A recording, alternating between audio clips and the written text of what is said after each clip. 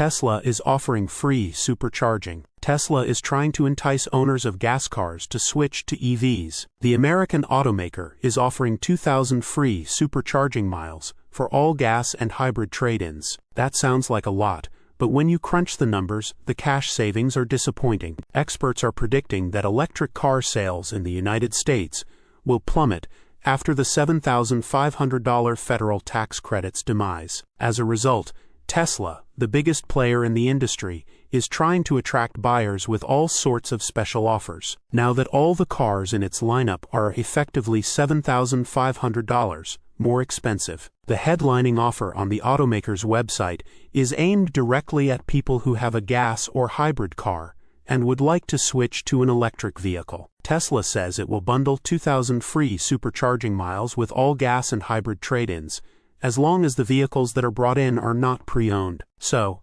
if you trade in your gas-burning car and buy a new Tesla, you'll be able to charge for free for the equivalent of roughly 2,000 miles at the company's superchargers, which are the most ubiquitous DC fast chargers in the country. The offer applies to all Tesla EVs, from the entry-level Model 3 Standard, which starts at $38,630, all the way to the $110,000 Model S Plaid, Model X Plaid, and Cybertruck Cyberbeast. However, it's worth noting that Tesla says supercharging miles, but the chargers themselves deliver kilowatts for a variable amount of time, so that the customers will pay for kilowatt hours, not miles. So, how much are 2,000 supercharging miles worth? It depends on the model and how much money Tesla charges for electricity at its stations. The rear-wheel drive Model 3 is EPA rated for 4 miles kWh, so 2,000 supercharging miles translate into roughly 500 kilowatt-hours. Meanwhile, the all-wheel drive Cybertruck manages 2.3 miles kWh,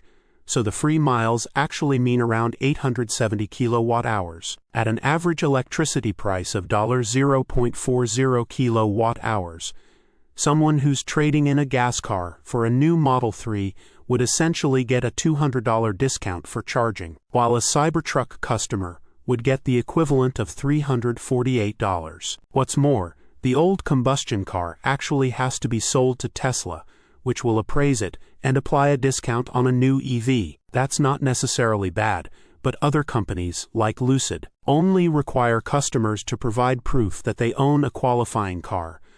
But the car doesn't actually need to be traded in. After everything is said and done, the free charging miles will pop up in the new owner's Tesla account. They're not transferable and will expire after 2 years if they're not used. Moreover, the owner will still pay for idle fees and congestion fees at superchargers. Last month, Tesla lowered the lease prices on most of its lineup, but warned wannabe shoppers that prices would increase on November 4th. Source: reposted and summarized from Iulian Dnistran at insideevs.